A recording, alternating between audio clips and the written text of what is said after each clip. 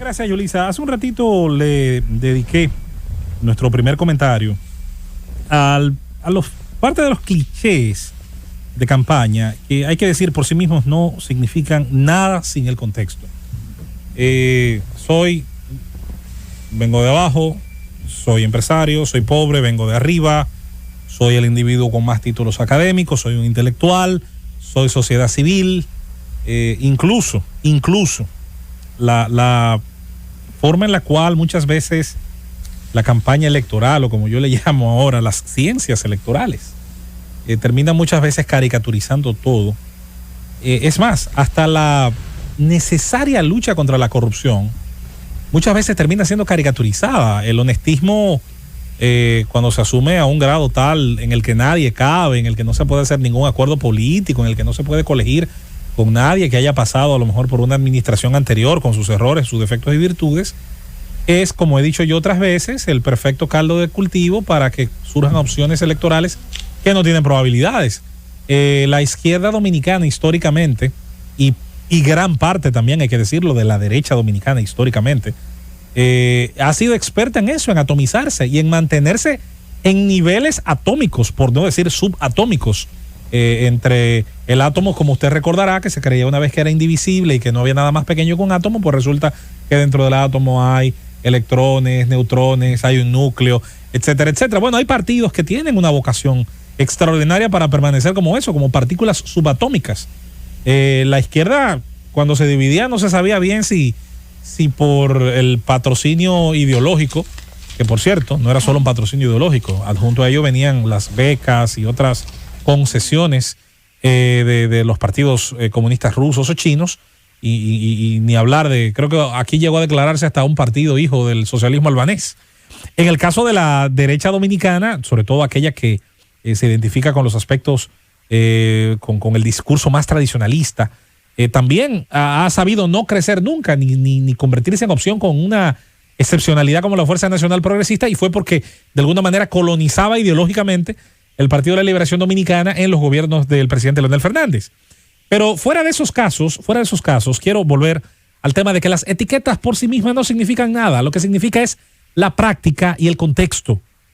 La idea de gobernar un país y de generar con él un plan de trabajo para hacer de la vida en él algo más justo, algo más libre, obviamente la suma de libertades es siempre mayor a la suma de restricciones, y que los proyectos de vida puedan llevarse a cabo. Porque de lo contrario, cuando un país suprime la posibilidad de que los proyectos de vida se lleven a cabo, todo el que puede irse se irá. Y se produce la famosa fuga de capitales y la fuga de cerebros. Luego, el material humano que se queda, el recurso humano que se queda, que casi siempre tiende a ser, en esos casos, un recurso humano que no tiene la mayor de las capacitaciones laborales, que no tiene la mayor de las capacitaciones en materia académica, suele entonces ser víctima de lo peor. Haití y muchos países africanos son un exacto ejemplo de esto que les estoy describiendo.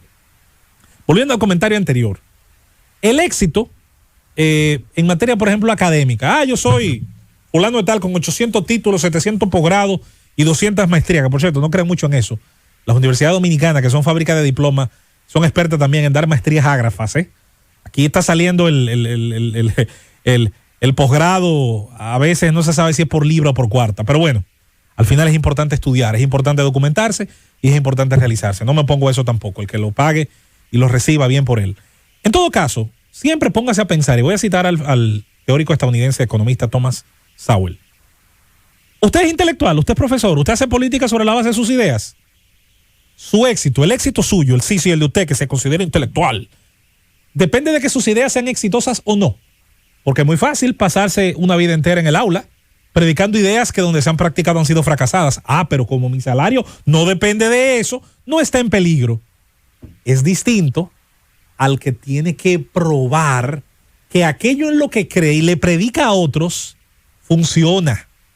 Por eso es famosa aquella frase del papá que fumando le dice al hijo que no fume. Y el hijo le responde: papá, pero te veo fumando. Haz lo que yo te digo, no lo que yo hagas. No, la vida no funciona así. Se predica mejor con el ejemplo que con el verbo. Y ahí es donde radica el problema de esas etiquetas. Fulano de tal será un buen presidente porque es un empresario millonario. Lo dije hace una hora. Las empresas en países como los nuestros tienen lamentablemente muchas veces su éxito o fracaso decidido por la importancia de su relación con el poder político. Y eso, que se llama mercantilismo en la práctica, hay que tenerlo presente a la hora de hablar del éxito. El éxito académico, lo mismo, lo que usted le dice a otros que haga, usted lo practica en su vida. Esas ideas, cuando han sido puestas en práctica, han resultado, le han dado la mayor suma de felicidad a esos pueblos que han pasado por esas ideas que usted dice son correctas. Si eso falla, eso tiene un costo para usted, porque si no lo tiene, usted es un irresponsable, aunque tenga un nombramiento toda la vida en una universidad pública o privada. Dicho sea de paso, y al que le quepa el sombrero, ojalá que le ajuste bien. En ese sentido, ¿qué debe buscar el votante, por lo tanto?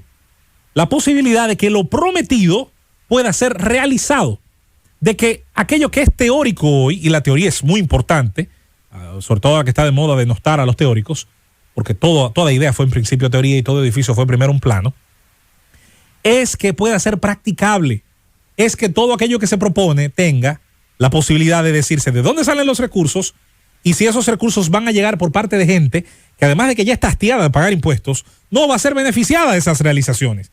Porque es muy fácil subsidiar aquello que va a beneficiar a otros con recursos de aquellos que no van a participar de esa fiesta. El votante debe, por lo tanto, estudiar esas etiquetas, no creer en ellas, tener una duda razonable, y con eso nos vamos, Francis, una duda razonable de los eslogans y de las etiquetas que en política, hay que decirlo, nos han servido de muy poco, y tratar de perseguir aquellas promesas realizables y que imitan políticas que en otros lugares, por lo menos, aunque sean cercanos, han tenido un efecto positivo.